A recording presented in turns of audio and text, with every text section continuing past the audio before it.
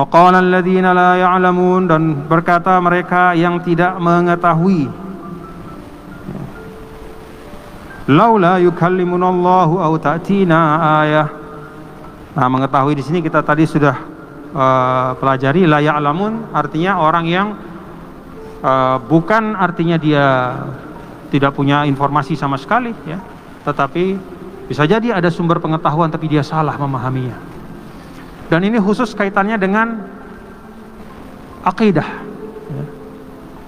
Jadi la ya'lamun ini bagaimana berakidah yang benar.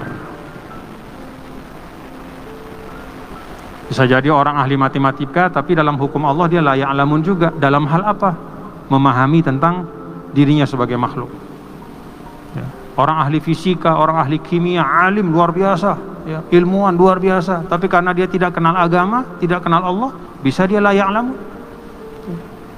Nah, di sini juga dorongan untuk kita mempelajari ilmu yang utama, yaitu ilmu tentang al-khaliq, dalam arti kesadaran kita bahwa kita adalah makhluk Allah Subhanahu wa taala. Wa qala alladziina la ya'lamuuna laula yukallimunallahu aw ta'tina ayah. Mengapa Allah Subhanahu wa taala tidak bicara langsung saja dengan kita, dengan kami?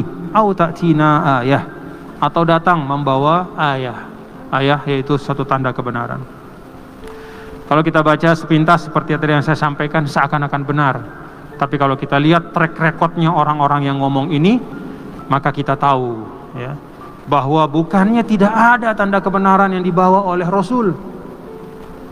Bukannya tidak ada tanda-tanda kebenaran yang dibawa oleh para nabi sesuai dengan zamannya masing-masing. Tapi mereka memang tidak mau menerima kebenaran itu. Kalau pada masa Rasulullah SAW dalam Al-Quran yang kita baca di ayat-ayat sebelumnya, terkadang yang mencegah mereka itu hasadan min indi anfusihim, yaitu suatu kedengkian. Ada juga faktor yang kedua, bagian. Bagian itu artinya suatu sifat karakter melampaui batas.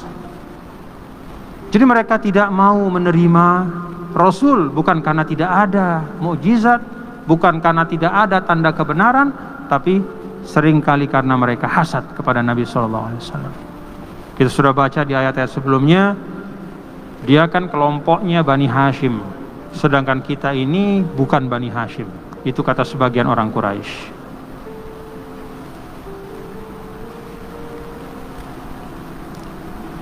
Dia orang Arab, bukan orang Yahudi. Namanya Nabi itu paling banyak dari orang Yahudi, Bani. Dan itu artinya kalau hasad kedengkian, kalau bagian itu suatu kebencian, permusuhan dan kezoliman. Artinya apa, Bapak Ibu Saudara sekalian? Sebagian orang tidak mau mengikuti kebenaran karena dia takut kebenaran itu akan mengganggu kepentingannya, akan membatasi hawa nafsunya. Dulu ada guru saya namanya almarhum al-maghfurlah Syekh Ibrahim Al-Battawi, ya, beliau seorang mursyid Al-Battawiyah Asy-Syadziliyah.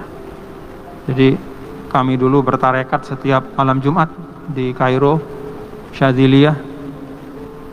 Beliau itu mursyid.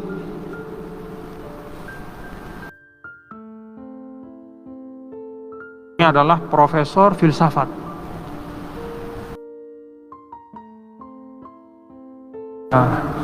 Doktornya itu di Sorbonne di Paris, doktor di Al-Azhar, terus kemana-mana.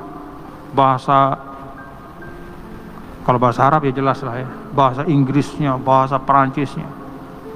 Jadi yang bertarekat sama kita itu ada dari Amerika, dari Australia, dari India, anak-anak muda. Ada yang lulusan Harvard, macam-macam bertarekat. Kata beliau apa? Setelah saya berdakwah di Amerika, di Eropa, kata beliau, saya diundang. Terakhir saya dia cerita ke Santa Fe, apa namanya waktu itu. Saya ingat betul Santa Fe. Itu nama agak aneh jadi saya ingat. Dakwah sekian puluh tahun. Salah satu kesimpulan saya adalah Kalau saja Islam membolehkan minum minuman keras dan berzina, mereka semua akan semua masuk Islam.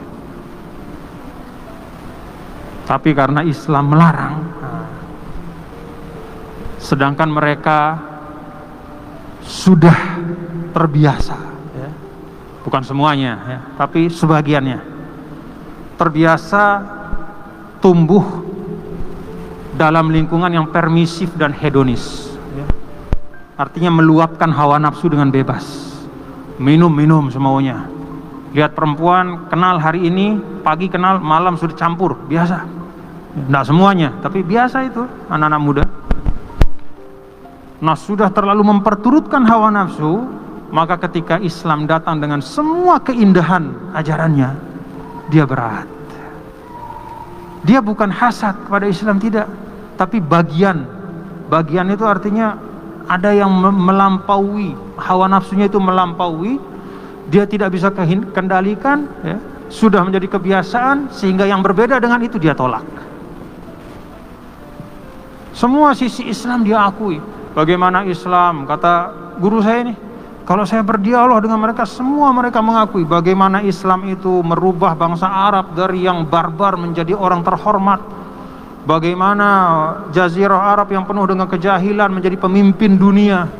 Bagaimana menjadi transmisi, menyampaikan ilmu pengetahuan. Kalau tidak ada peradaban Islam, maka bangsa-bangsa Eropa itu tidak akan bisa mengetahui peradaban Yunani, ya. Kita tahu peradaban Eropa sekarang itu, kebangkitan Eropa itu kan dari sisi filsafatnya mereka ambil Yunani, dari sisi hukumnya mereka ambil Romawi, dari sisi etikanya mereka ambil Kristen Protestan itu. Nah, filsafat Yunani itu tidak akan sampai ke orang-orang Eropa sekarang kalau tidak ada ulama-ulama, ahli-ahli filsafat Islam dulu. Mereka mengakui semuanya. Bagaimana, semuanya lah. Bagaimana menghapuskan perbudakan, bagaimana segala macam lah akhlak-akhlak yang mulia. Tapi ketika sudah sampai pada titik beberapa syariat, ya, khususnya kata beliau ini dua hal: minum minuman keras dan berzina. Artinya tidak sanggup dia. Kalau daripada saya disuruh ninggalin dua ini, ya nanti dulu lah, kira-kira kayak begitu. Kira-kira kayak begitu. Nah, ini tentu juga menjadi pelajaran bagi kita, ya, bahwa membangun nilai-nilai dari kecil anak-anak itu, ya, dengan akhlak yang baik, dengan nilai-nilai keislaman, itu penting sekali. Jangan sampai dia ketika besar, ya, ketika sudah jatahnya untuk menerima kebenaran, tapi ternyata kebenaran itu terhalang karena ada karakter, ada akhlak, ya, yang salah ketika kita bangun waktu dari kecil sebagai orang tua. Ya, kalau di sana kan kebebasan individu itu luar biasa, ya. Jadi mau ngapain saja. Anak kalau sudah umur 18 tahun itu sudah bebas, dia kemana-mana, tidak boleh diapa-apain lah istilahnya, dia sudah, dan seterusnya lah. Nah, kalau kita kan tidak seperti itu. Nah, artinya apa, bapak-bapak saudara sekalian, bahwa bukannya tidak ada tanda kebenaran, bahkan tanda kebenaran itu sudah tidak terhitung, tapi sebagian dan banyak itu tidak bisa menerima kebenaran itu, entah karena dia hasad, entah karena ada hawa nafsunya yang memang sudah melekat dan tidak bisa tidak mau dia rubah, ya. Sehingga akhirnya kebenaran itu menjadi tertutup.